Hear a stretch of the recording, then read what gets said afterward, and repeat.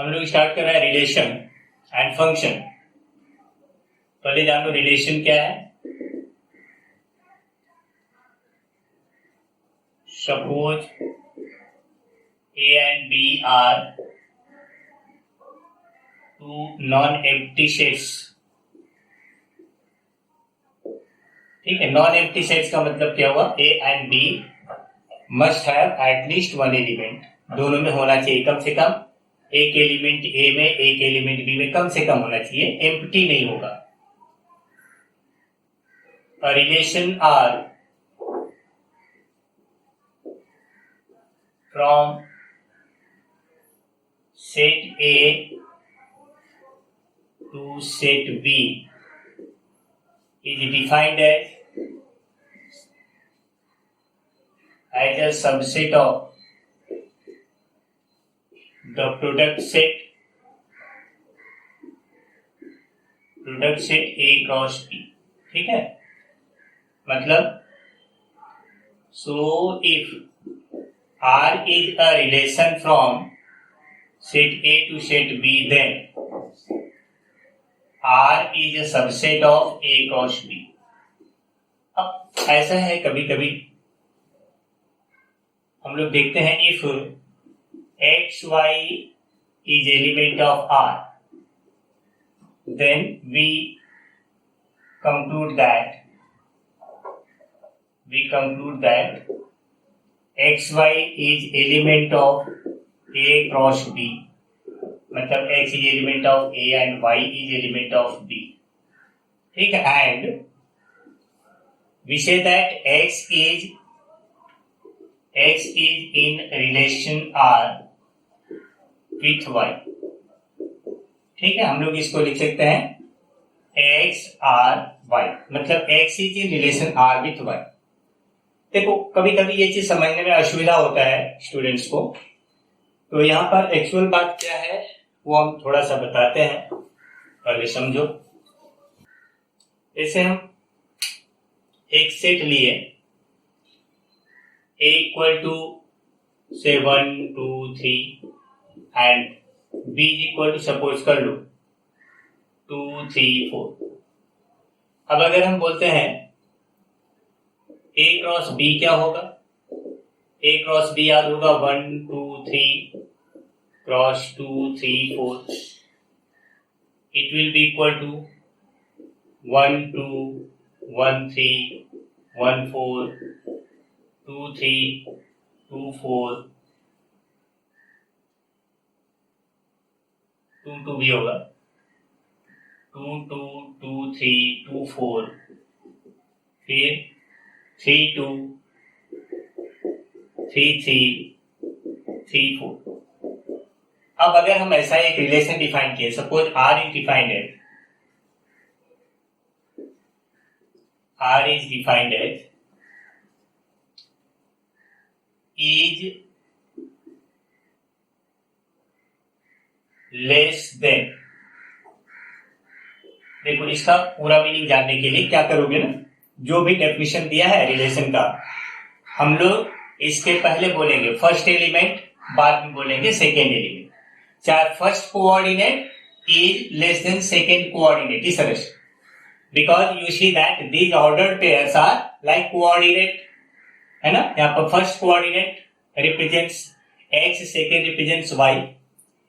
तो यहां पर हमको क्या करना पड़ेगा, देयरफॉर R इक्वल टू क्या होगा, we have to select those ordered pairs in which first element is less than second element. तो देखो यहां पर कौन कौन सा आंसर आएगा, 1 2 आएगा, राइट, 1 3 आएगा, 1 4 भी आएगा, बट 2 2 तो आएगा नहीं, 2 3 आएगा, 2 4 आएगा, उसके बाद 3 2 नहीं आएगा, 3 3 भी नहीं आएगा, 3 4 भी नहीं आएगा। ठीक है, क्योंकि first element we have to take those order pairs where first element is less than second element, सिर्फ उतना ही लेना है। तो this is the relation R from here, ये रिलेशन है।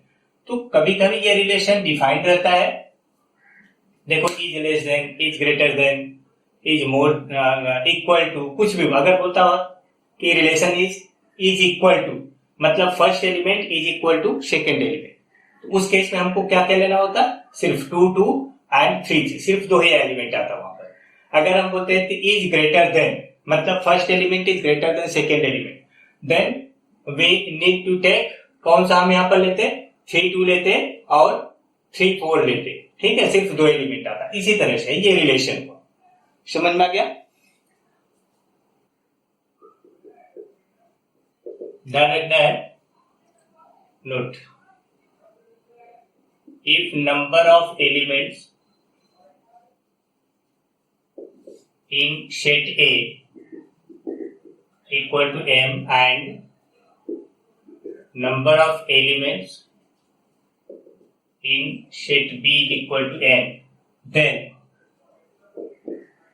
number of elements in A cross B हो जाएगा m into n. याद होगा हम लोग बताए थे पहले, number of elements in A cross B equal to m into n. तो therefore number of subsets of A cross B ये हो जाएगा 2 to the power m into n. ऐसा होगा. हम जितना सबसेट बना सकते हैं उतना रिलेशन हो सकता है. therefore number of relations from A to B is equal to हो जाएगा 2 to the power m into n. ठीक है, number of relations from A to B equal to हो गया 2 to the power m into n, where m represents number of element in set A and n represents number of elements in set B.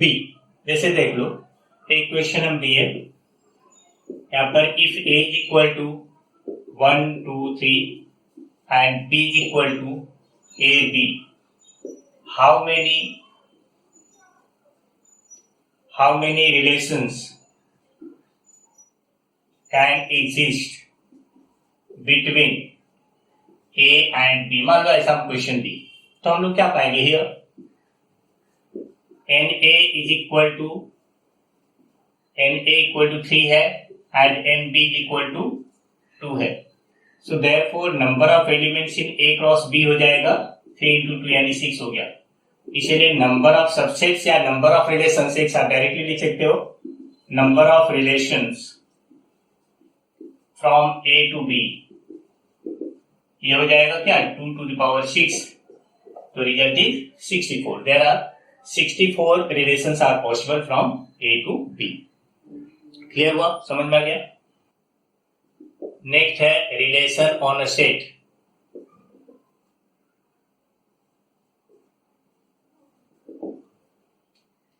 ठीक है, suppose A is a non empty set. यहां पर एक ही set दिया हुआ है, तो a relation from set A to A, okay, set A to set A is a subset of product set A cross A and is called the relation on set A. ठीक है, ऐसा होता है. सो relation on A is a subset of A cross A directly, क्योंकि यहां पर दोनों set same हो जाता है, इक्वल. नेक्स्ट पॉइंट है domain and range of relation.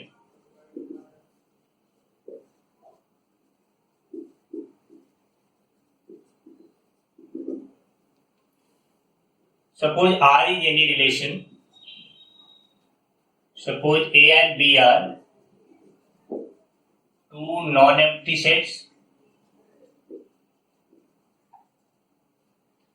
and R is a relation from A to B. इसको हम लोग पढ़ते हैं R is a relation from A to B. ठीक, तो then the set of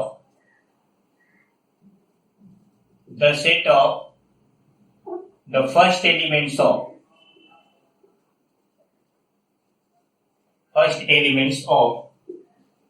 all ordered pair all ordered pairs belonging to relation R is called the domain of relation R, and the set of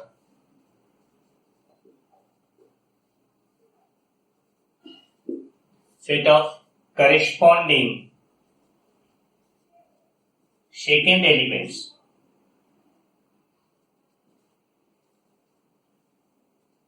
is called range.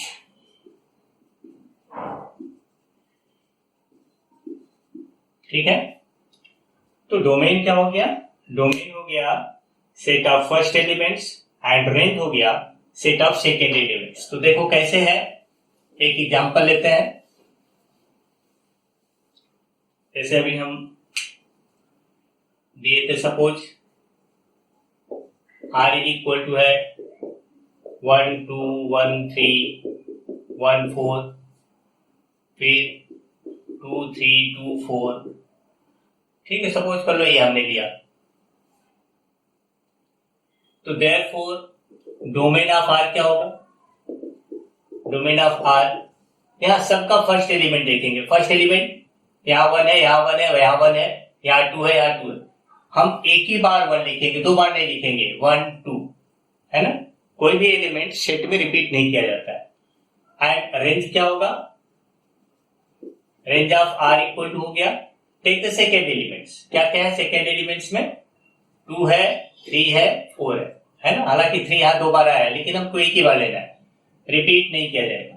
तो ये हो गया domain and range of a relation. Next है types of relation. Types of relation देखो क्या है types में. पहला क्या है? Inverse relation. क्या होता है जानो?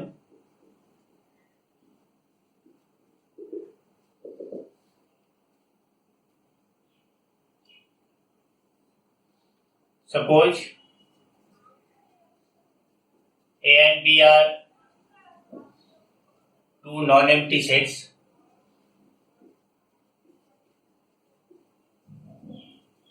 and R is any relation from A to B.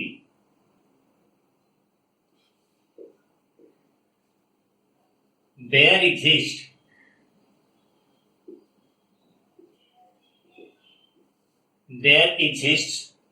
inverse relation of every relation R, denoted as R inverse. देखो लिखते हैं पावर -1, पढ़ते हैं inverse. And is defined as R inverse is equal to the set of ordered pair x y comma x provided x comma y is element of R. ठीक है, उल्टा हो गया, रिवर्स हो गया. तो अगर हम यहां पर ऐसा बोले show, if R is equal to, suppose कर लेते हैं हम लोग, R equal to 1 2 1 3 2 3 2 4, then R inverse क्या हो जाएगा? R इनवर्स हो जाएगा, कोऑर्डिनेट को इंटरचेंज कर दो, 2 1 3 1 3 2 4 2. ठीक है, ऐसा हो जाएगा. क्लियर? तो ये हो गया इनवर्स रिलेशन क्या होता है. नेक्स्ट है void relation.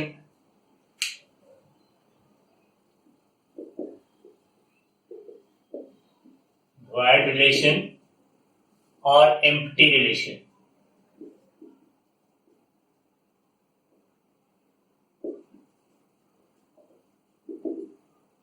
Suppose R is a relation on a non-empty set A. ठीक है, मतलब क्या हुआ? therefore R is a subset of A cross A, है ना? R is a subset of A cross A. अच्छा, एक बात देखो, we know that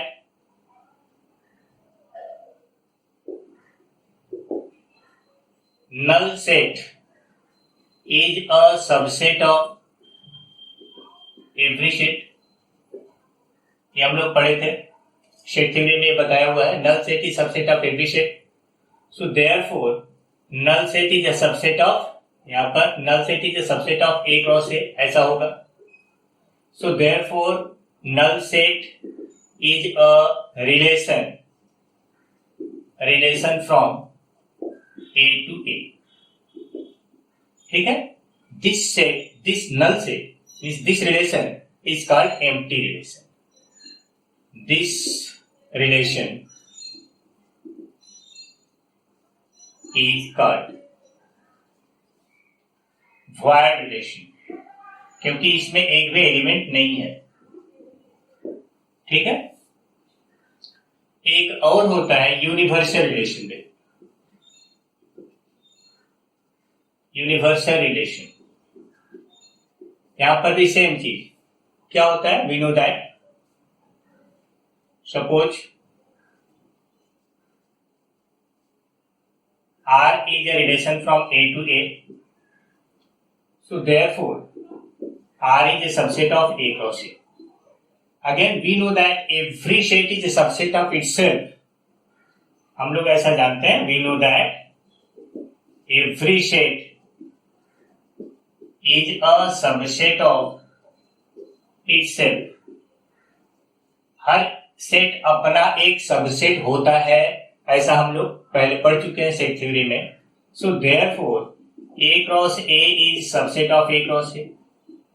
इसका मतलब हो गया कि A cross A is a relation on set A. This relation is called universal relation. This relation is called universal relation. देखो, ठीक है, this relation is called universal relation because it contains all element of A cross A. इसमें सभी कुछ होता है. ठीक है, नेक्स्ट क्या है? नंबर 4.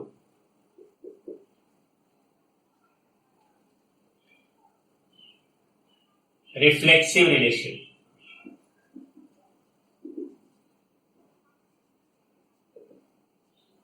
रिफ्लेक्सिव रिलेशन क्या है? Suppose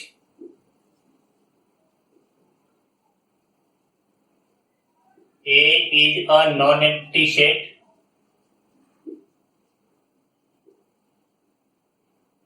and R is a relation on set A. तो ये जो रिलेशन R है, the relation R is said to be reflexive.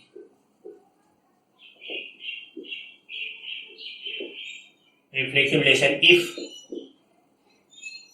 A is related with A for all A belonging to.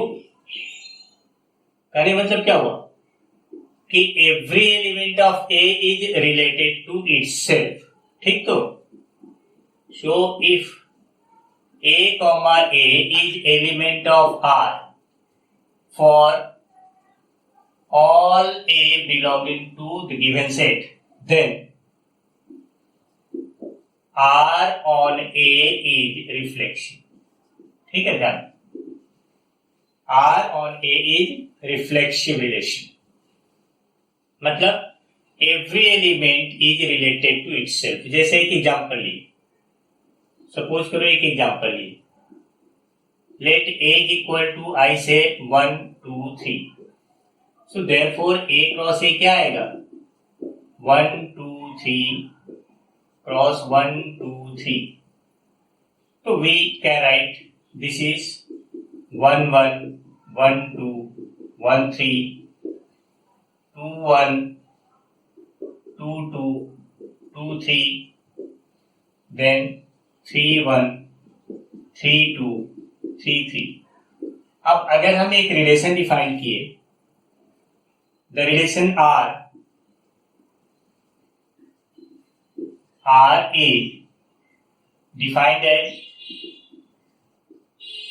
is equal to, मतलब first element is equal to second element, तो हमें क्या मिलेगा, therefore R equal to क्या पाएंगे, 1 1 2 2 3 3। तो in this case what you see here, every element is related to itself, 1 is related with 1, 2 is related with 2, 3 is related with 3। इस तरह के रिलेशन को हम बोलते हैं, it is the reflexive relation. Similarly जैसे यहां पर हम सिंपल केस नंबर से लिए, तो relations can exist between the set of two numbers, natural numbers. It can exist on the set of triangles. मान लो there are many triangles, we have a set of triangles, बहुत सारे triangles हैं और हमने रिलेशन को define किया is congruent to, तो you know that every triangle is congruent to itself. ठीक, तो इसीलिए is congruent to is reflexive relation. ठीक है, अगर हम बोल रहे हैं कि there are set of lines, many lines, और हम सेट ऑफ लाइन्स में हम बता रहे हैं रिलेशन हमने दिया इज परपेंडिकुलर टू, तो can you say that every line is perpendicular to itself? Answer होगा नो, कोई भी लाइन अपने आप के परपेंडिकुलर नहीं हो सकता। इसका मतलब क्या हुआ कि is perpendicular two is not reflexive relation. समझ में आया? तो ऐसे ही हमको देखना है कि जो रिलेशन डिफाइंड है वो रिलेशन अगर हम दोनों तरफ सेम एलिमेंट लिख करके देखेंगे कि if the relation is correct तो हम उसको एक्सेप्ट करेंगे कि ये रिफ्लेक्सिव है, if the relation is incorrect then absurd. ठीक है, नेक्स्ट होगा नंबर 5 है symmetric relation.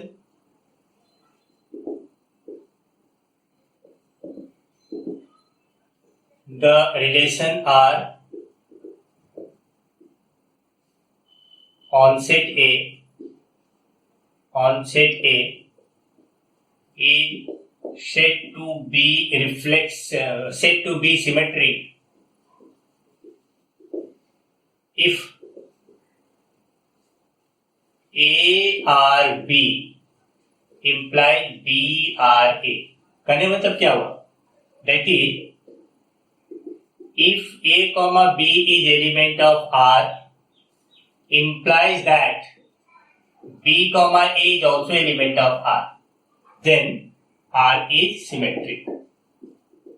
R is symmetric। अब जैसे देखो वही अभी हम जो बोल रहे थे, there are set of many lines और हमने रिलेशन बताया perpendicular to. Suppose L1 and L2 बहुत सारे लाइंस हैं।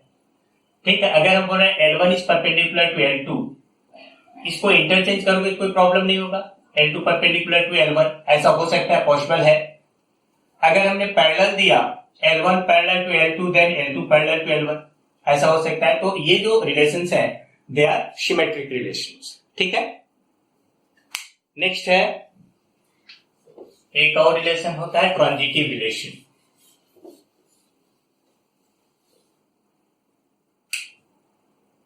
नंबर 6 है transitive relation। The relation are on set A is said to be transitive if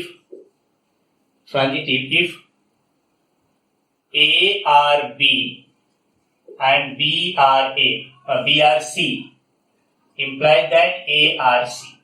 मतलब क्या हुआ, if A is related to B and B related to C implies that A related to C, then we say that the relation is, मतलब ये हुआ कि if AB belong to R and BC belong to R implies that AC belong to R, then R is transitive।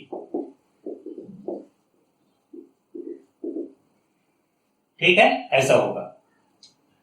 तो जैसे मान लो हम बोल रहे हैं कि there are set of many numbers और हमने रिलेशन लिया इज ग्रेटर देन, तो याद करो if x is greater than y and y is greater than z then we can say that x is greater than z, सीधा सीधा होगा। If a is less than b and b is less than c तो a will be less than c, वो भी right है। तो इस तरह के जो रिलेशंस होते हैं वो ट्रांजिटिव रिलेशन होते हैं। नेक्स्ट रिलेशन है इक्विवेलेंस रिलेशन। इक्विवेलेंस रिलेशन यहां पर क्या है, the relation R on set A is said to be equivalent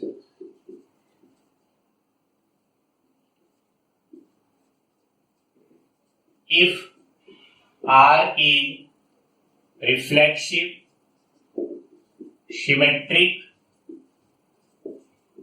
and also transitive। मतलब जो तीनों होता है, जो रिफ्लेक्सिव भी है, सिमेट्रिक भी है, ट्रांजिटिव भी है, that relation is called the equivalence relation. ठीक है, तो these are different types of relations. देखो कुछ एक क्वेश्चंस ले रहे हैं। जैसे फर्स्ट क्वेश्चन है given a equal to 1 2 3 4 b equal to 5 6 7 8 a relation r from a to b is defined as x r y is x is in relation r with y implies that x plus y equal to 8. Write R as set of ordered pair and find its domain and range. Also find R inverse. तो देखो इस question को हम लोग किस तरह से deal करते हैं, दिखा रहे हैं। Given A equal to this, B equal to this, you can write A cross B. Okay, we get A cross B is equal to 1 2 3 4, यहाँ पर 5 6 7 8। Right this set of ordered pairs क्या क्या हो सकता है, 1 5 1 6 1 7 1 8, फिर 2 5 2 6 2 7 2 8,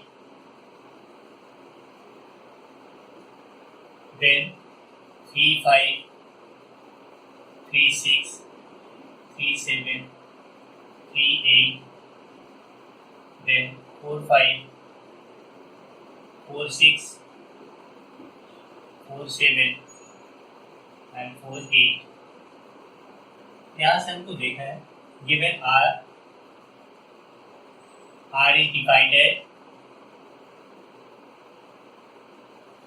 as x r y implies x plus y is equal to 8। देखो first element plus second element equal to 8 होना चाहिए।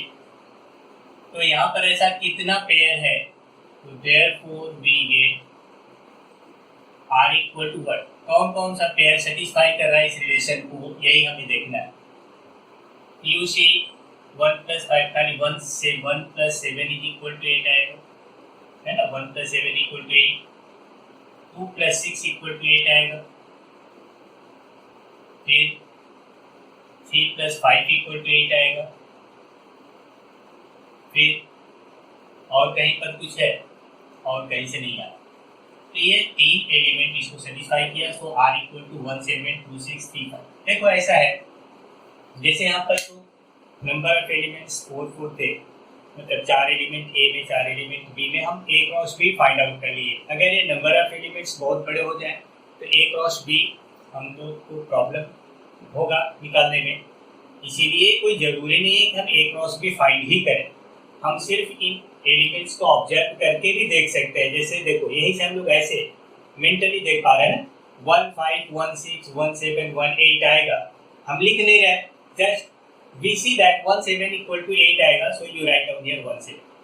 Similarly 2 का सबसे यहाँ पर पेयरिंग होगा, 2 5 2 6 2 7 2 8 होगा, उसमें से which ordered pair gives us x plus y equal to 8, हम लोग वही ordered pair यहाँ पर लिखेंगे। तो इसीलिए ये प्रोडक्ट लिखना आवश्यक नहीं है, ये बात है। You got r equal to this। Next है, हमें लिखना है इसका डोमेन क्या है। तो डोमेन ऑफ आर हम क्या बताए थे, domain is the set of all first element. क्या क्या हो जाएगा, 1 2 3। अब रेंज क्या होगा, रेंज ऑफ आर होगा the set of all second element. Second element क्या होगा, 7 है, 6 है, 5। अब यहां से हम अगर बोले आर इनवर्स क्या होगा, तो R inverse is equal to हो जाएगा, हम इन्हीं एलिमेंट का कोऑर्डिनेट चेंज कर देंगे। देखो ध्यान रखो, 1 7 and 7 1 are different coordinates, different points है, इसीलिए डिफरेंट ऑर्डर पेयर को रिप्रेजेंट करता है। यहाँ पर 6 2 आएगा, यहाँ पर 5 3 आएगा। ये हो गया हमारा are inverse. This is question number 1। ठीक है, समझ में आया। नेक्स्ट है, देखो क्वेश्चन नंबर 2 में दिया है, find the domain and range of the relation R defined as R equal to 2x minus 5 x minus 3। ठीक, तो x is an even natural number less than 12। इस क्वेश्चन के हिसाब से हम लोग क्या करेंगे, सम नंबर 2 है, ठीक है, by sum we get x equal क्या क्या हो सकता है, 2 4 6 8 10। ठीक है, सिर्फ ये होता है less even natural number less than 12, तो x का वैल्यू ये होगा। Again given r equal to क्या है, 2x minus 5 comma x minus 3। ठीक है, तो हम लोग यहाँ पर क्या लिखेंगे, अगर x का वैल्यू 2 लिखते हैं तो हमें क्या मिलेगा, ये ऑर्डर है, डिफरेंट ऑर्डर है। और x इक्वल टू 2 हम सारा वैल्यू लिख लेते हैं, for x equal to 2 we get 2x minus 5 is equal to क्या आएगा, 4 माइनस 5 आ जाएगा, 4 माइनस 5 तो माइनस 1 आएगा, and x minus 3 is equal to हो जाएगा 2 माइनस 3, ये भी माइनस 1 आएगा। तो therefore minus 1 comma minus 1 is element of R। बराबर। सेकेंड है, for x is equal to 4 हमें क्या मिलेगा, 2x माइनस 5 इज इक्वल हो जाएगा 4 टू 8 माइनस 5 तो 3 आएगा, and x minus 3 is equal to 4 minus 3 तो 1 आएगा। इससे ये पता चला कि 3 comma 1 is element of R। Next है, for x equal to c, इसी तरह से सबका वैल्यू निकाल लेंगे हम। फॉर x इक्वल टू 6 हमको क्या मिलेगा, 2x माइनस 5 की इक्वल टू हो जाएगा 12 माइनस 5 तो 7 आया directly, and x minus 3 is equal to हो जाएगा 6 माइनस 3 तो 3 आएगा। तो ये हो जाएगा 7 comma 3 is element of R। And for x is equal to 8 2x minus 5 हो जाएगा, 8 टू 16 16 माइनस 5 11 आएगा, एंड x माइनस 3 का वैल्यू आ जाएगा यहाँ 8 माइनस 3 5 आएगा। तो therefore 11 comma 5 is element of R। Next है, for x is equal to 10, next point क्या हुआ, x इक्वल टू 10 हम लोग क्या पाएंगे, x equal to 10 gives us 2x minus 5 is equal to होगा 10, x का वैल्यू 10 पुट करो 20 20 माइनस 5 15 आएगा, and x minus 3 equal to क्या 10 माइनस 3 7 आया। therefore 15 comma 7 is element of R। तो अल्टीमेटली हम R को कैसे डिफाइन करेंगे, देयरफॉर R इक्वल टू हो गया, दो एलिमेंट पाए हैं हम। पहला एलिमेंट आया है -1, सेकेंड एलिमेंट आया है 3 1, थर्ड एलिमेंट आया है 7 3, फोर्थ एलिमेंट आया है 11 5, एंड फिफ्थ एलिमेंट आया 15 7।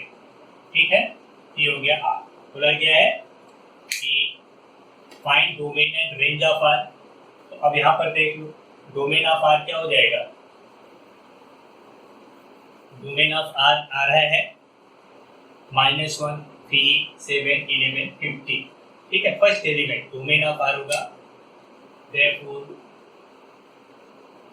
Domain of R equal to हो गया -1, 3, 7, 11, 15 एंड रेंज क्या होगा, एंड रेंज ऑफ आर हो गया सेकेंड एलिमेंट -1, 1, 3, 5, 7, -1, 1, 3, 5, 7। ठीक है, this is how to find out domain and range. Clear हो गया, समझ में आया। नेक्स्ट है क्वेश्चन नंबर 3 में दिया है, show that the relation is perpendicular to on L. L क्या है, set L of some straight lines. ठीक है, मतलब set of straight lines is symmetry but neither reflexive not triangle. तो देखो हम लोग क्या करेंगे, हमें ये बताना है कि ये सिमेट्रिक तो है बट रिफ्लेक्सिव या ट्रांजिटिव नहीं। कभी कभी क्या रहता है ना, जो क्वेश्चंस रहते हैं उसमें हम लोग जो बेसिक नेचर है, जो जनरल रिलेशनशिप है, वो सब चीज फॉलो करते हैं, उसके बारे में सोचते हैं। तो यहाँ पर क्या दिया है, सॉल्यूशन देख लो। Given L is set of straight lines and relation R on L is defined as is perpendicular to। हम बताए थे ना, जब कभी भी कोई भी कंफ्यूजन हो इसके बारे में तो हमेशा स्टार्ट करते समय बोलोगे फर्स्ट एलिमेंट और एंड में second element. First element is perpendicular to second element, इसका मतलब हुआ first line is perpendicular to second line, ऐसा हो गया। तो यहाँ पर हम लोग क्या करेंगे, सपोज पहला केस है, suppose L1 and L2, L1 is element of L and L2 is also element of L। ठीक है, and L1 is perpendicular to L2, so therefore L1, L2 is element of R, ऐसा आएगा। Because जो इस relation को satisfy करेगा वही हम लेंगे। तो लेट अस कंसीडर, ये एज्यूम कर रहे हैं कि L1 and L2 are two lines where L1 is perpendicular to L2, ऐसा हमने एज्यूम किया। L1 is perpendicular to L2, ऐसा हमने एज्यूम किया। तो if L1 is perpendicular to L2, then L1, L2 will be element of R। अब again सोचो, now we know that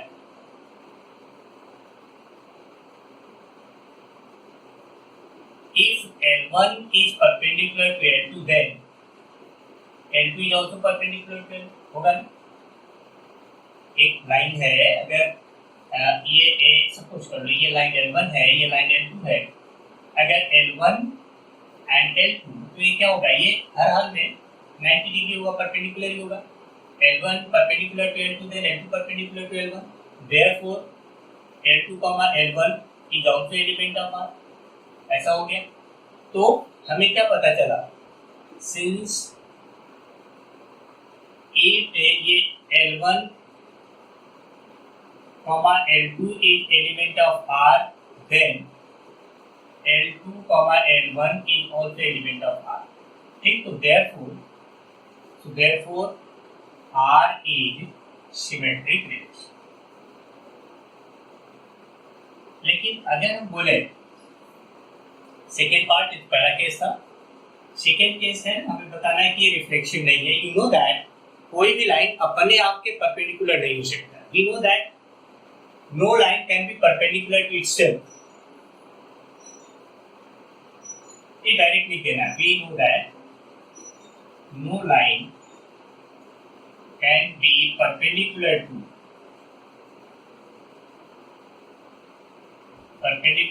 itself। So L1, L1 is not element of, मतलब कभी भी यहाँ पर सेम लाइन नहीं हो सकता। इससे ये पता चलता है therefore R is not reflexive। अब दूसरा बात, थर्ड में हमको ट्रांजिटिव प्रूव करना है। ये प्रूव करना है कि ट्रांजिटिव नहीं है। तो चलो देखो यहाँ पर हम क्या पाते हैं, ट्रांजिटिव नहीं है ये कैसे दिखाओगे? Third case,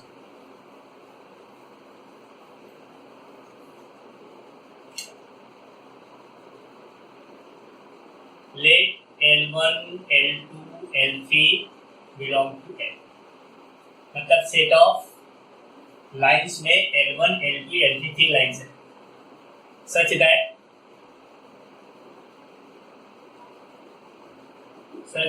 L1, L2 belong to R and L2, L3 belong to R। हमको ये दिखाना है। अब अगर हम ये शो करते हैं कि L1, L3 भी R में है तब तो ट्रांजिटिव होगा, और अगर ये बता देते हैं कि L1, L3 R में नहीं है तो नहीं होगा। तो चलो हम लोग देखते हैं। Since L1, L2 belong to R, मतलब हुआ L1 is perpendicular to L2 and L2, L3 belong to R का मतलब क्या हुआ? L2 is perpendicular to L2, ठीक है ना? देखो, line 1 is perpendicular to L2, हम यहाँ पर एक देख रहे हैं, ये सपोज कर ले L1 है, L1 is perpendicular to L2, ये लाइन L2 है, and L2 is perpendicular to L3, माने L3 है, ठीक है? तो हम लोग क्या देख रहे हैं? L1 perpendicular to L2 and L2 perpendicular to L3, तो L1 और L3 में क्या रिलेशन होगा? They will be parallel, not perpendicular। तो therefore we get L1 is parallel to L3। इससे ये पता चला therefore L1, L3 is not element of R। इसका मतलब ये हुआ कि therefore R is not transitive। ठीक, तो ये सिमेट्रिक तो है बट रिफ्लेक्सिव भी नहीं है और ट्रांजिटिव भी नहीं है। क्लियर हुआ?